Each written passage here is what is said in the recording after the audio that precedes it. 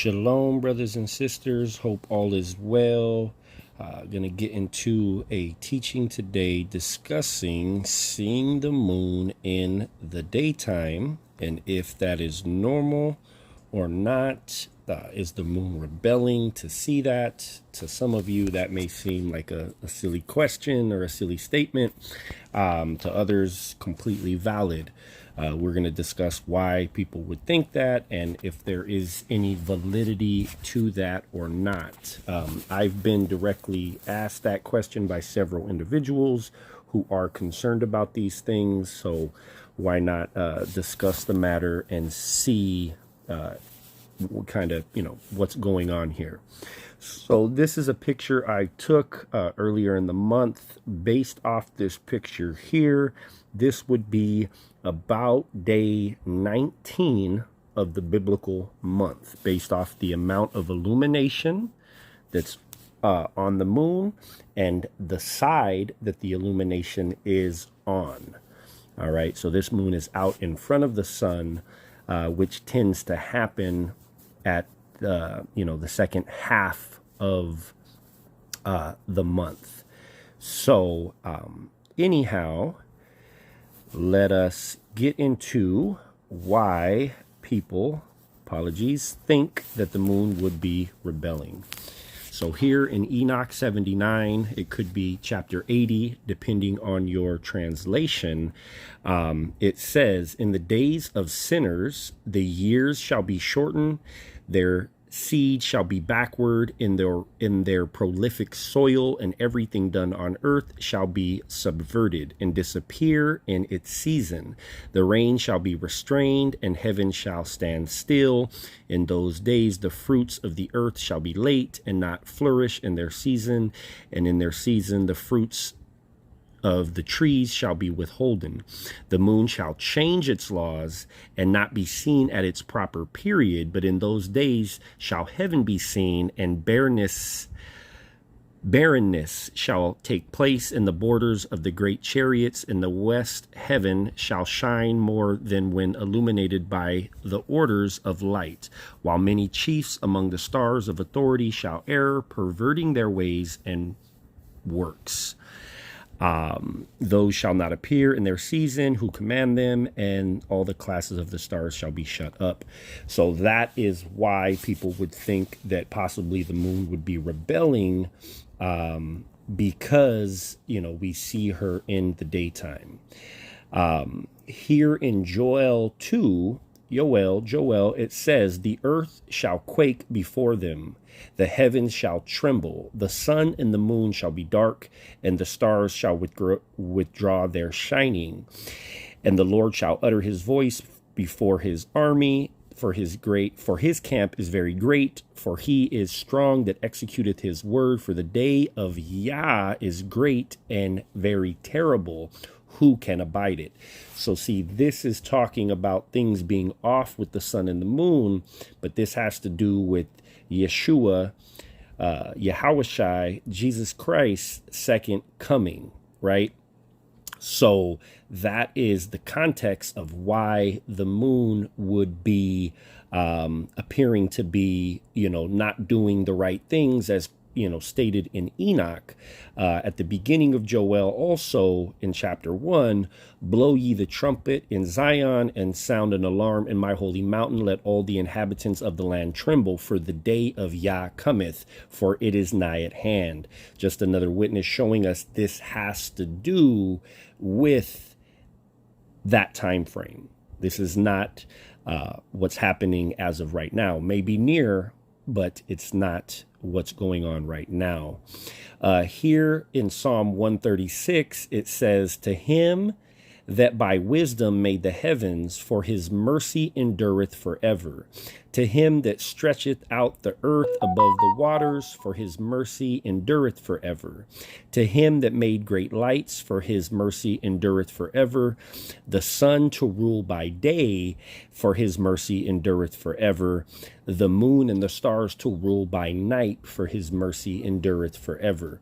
So, some would say, well, the moon's supposed to rule by night, so seeing her in the daytime, that could appear to be a problem.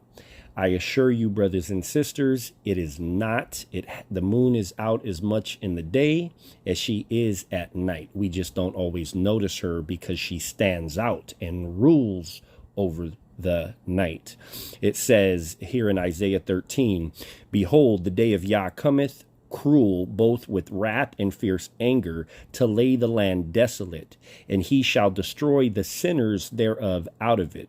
For the stars of heaven and the constellations thereof shall not give their light, the sun shall be darkened in his going forth, and the moon shall not cause her light to shine. Okay, so again, with these things, when they're out of order or appearing to be so, it has to do with the day of the Lord, the day of Yah, the second coming of Christ. All right. So I have screenshots for you, different pictures of the moon out in the daytime. You know, this would be about a day 12 moon working her way towards being a full moon. So a moon like this would be out partial, few hours of the day before the nightfall comes. The moon has a cycle where about every day, about 45 minutes, she's rising, 45 minutes later, day after day after day after day after day. And that can be, in the night, that can be in the day. She has a cycle and she sticks to it. Okay. Here is another picture of her out in the day. That looks like about a day 8 moon right there, based off the illumination and the side of the moon that the illumination is on. Okay, these are all different days. All of these screenshots. Here is probably about a day 4 moon, maybe 4 or 5, depending. It can vary a little bit.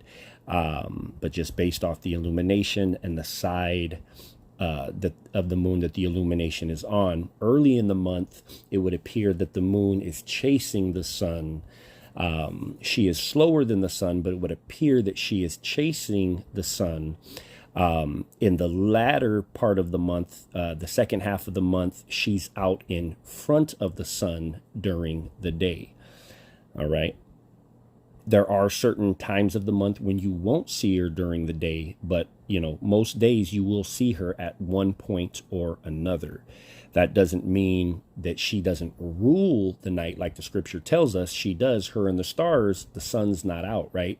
She stands out tremendously. In the daytime, sometimes it's really hard to notice her. Why? Because the sun is ruling the day.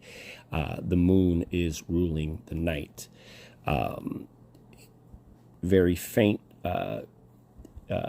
crescent right here. That would be about a day 3 moon, based off the illumination there.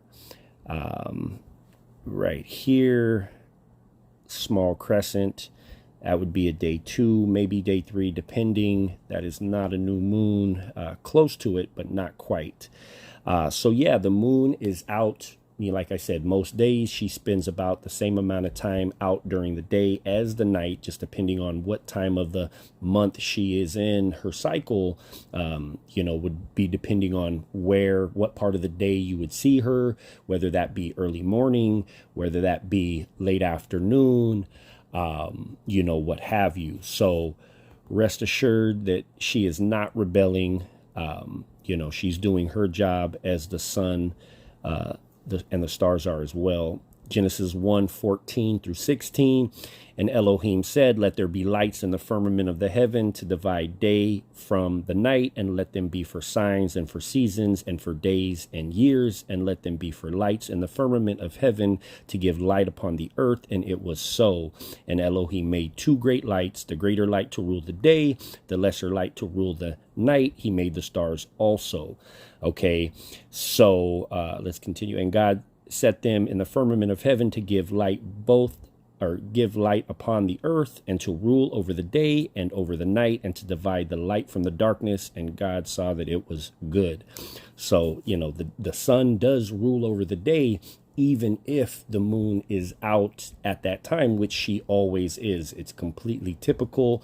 It's nothing strange. It's nothing new. It's nothing odd. this is just how Yah created them to function. But she does rule the night because, the sun's not out, and when the light is poured into her, she stands out so much more in the night than she does in the day. Another crescent of her being out in the day. There is another, little cloudy this day. There is another. So some of these are from early in the month. This would actually be late in the month. If that was a half moon, if there was completely half light on that moon, it would be about a day 21 moon. So the fact, with the amount of illumination here, this would be more like a day 20, maybe 19, something like that. And then here is another picture of her out in the day. Like I said, brothers and sisters, it is completely normal. She is not rebelling because we see her out in the daytime. So hope this helps anyone that had a question about this. Peace and blessings. Shalom to you all.